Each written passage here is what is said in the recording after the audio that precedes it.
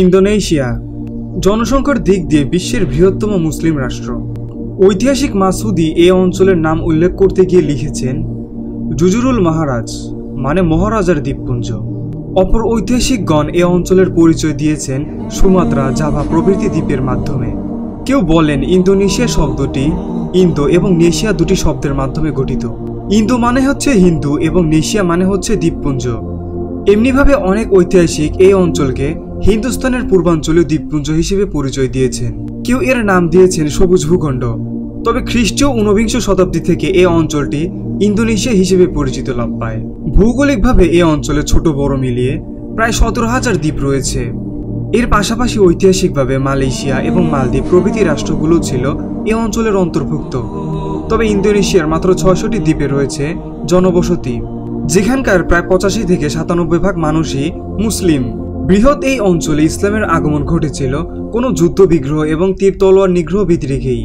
ইতিহাসের বিকৃত উপস্থাপনকারীরা জোর গলায় দাবি করেছে ইসলাম প্রতিষ্ঠিত হয়েছে যুদ্ধ বিগ্রহ এবং তলোয়ারের জোরে। ইন্দোনেশিয়া অঞ্চলে ইসলাম আগমন তাদের এই দাবিকে মিথ্যা প্রমাণিত করে। এই অঞ্চলে ইসলামের আগমন ঘটেছিল প্রায় 8 অথবা 9 শতাব্দীর আগেই।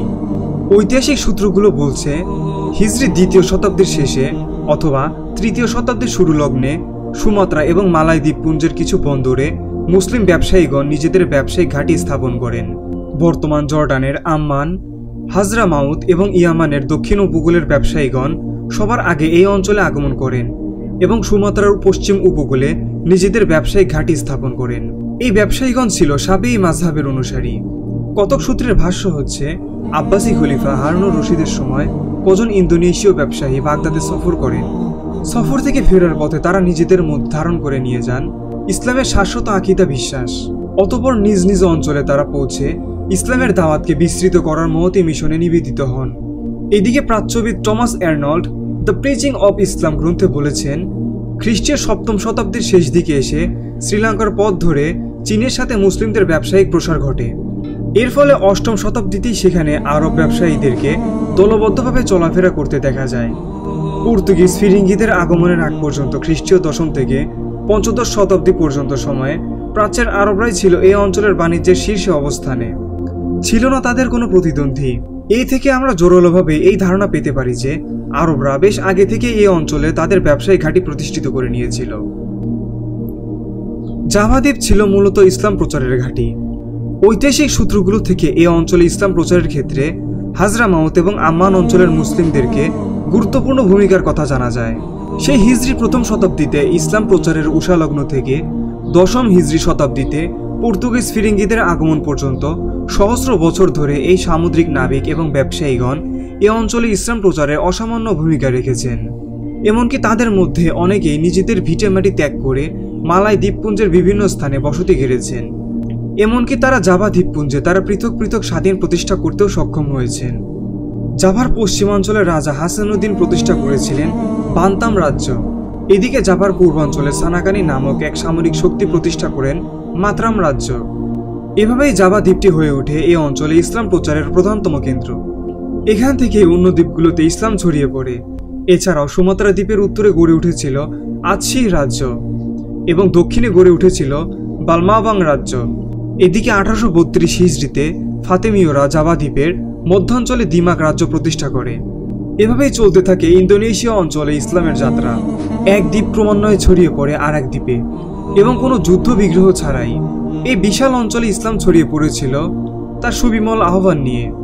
মুসলিম ধর্মপ্রচারক এবং ব্যবসায়ীদের সুন্দর আচরণ দেখে এই অঞ্চলের লোকদের মনে ইসলাম ঘিরে নেয় স্থায়ী আসন, যার ফলশ্রুতিতে তারা লাভ করে সর্ববৃহৎ মুসলিম জনপদের খেতাব।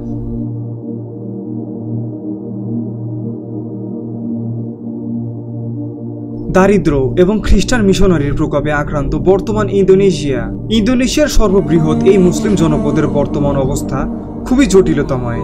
বিশাল আয়তন, বিশাল জনসংখ্যক জনপদ এবং প্রাকৃতিক সম্পদে ভরপুর হলেও অঞ্চলটির উৎপাদন ক্ষমতা ক্রমেই হ্রাস পাচ্ছে।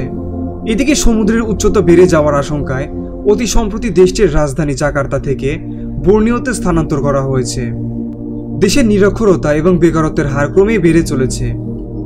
এমনকি বেকারত্ব এবং দারিদ্র্যের ঊর্ধ্বগতি এবং জীবনযাত্রার মান কমে যাওয়ায় তাদের মুদ্রার মান সবচেয়ে কম। এমন পরিস্থিতির সুযোগ নিয়ে খ্রিস্টান মিশনারিরা এই অঞ্চলে হানা দিয়েছে। 20 শতাব্দীর মধ্যভাগ থেকে ইন্দোনেশিয়াকে খ্রিস্টান রাষ্ট্র করার লক্ষ্যে তাদের এই কুচক্রী মিশন শুরু হয়েছে। অনেক রাষ্ট্র, মিডিয়া এবং তাদের পত্রপত্রিকা এ কাজে তাদের সমর্থন যোগাচ্ছে। তাদের এই কার্যক্রমের ফল ইতিমধ্যে প্রকাশ পেতে শুরু করেছে।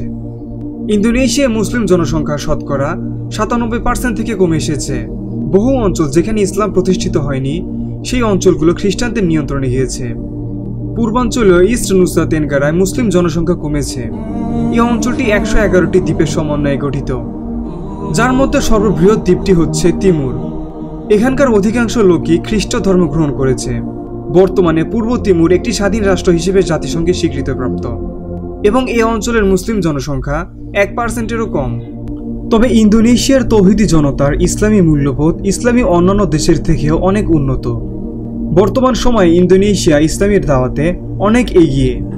তারা তাদের প্রতিবেশী বিধর্মী রাষ্ট্র পাপুয়া নিউ গিনি এবং ফিলিপাইন্সে শত বাধা বিপত্তি পাড়ি দিয়ে ইসলামের দাওয়াত পৌঁছে দিচ্ছে।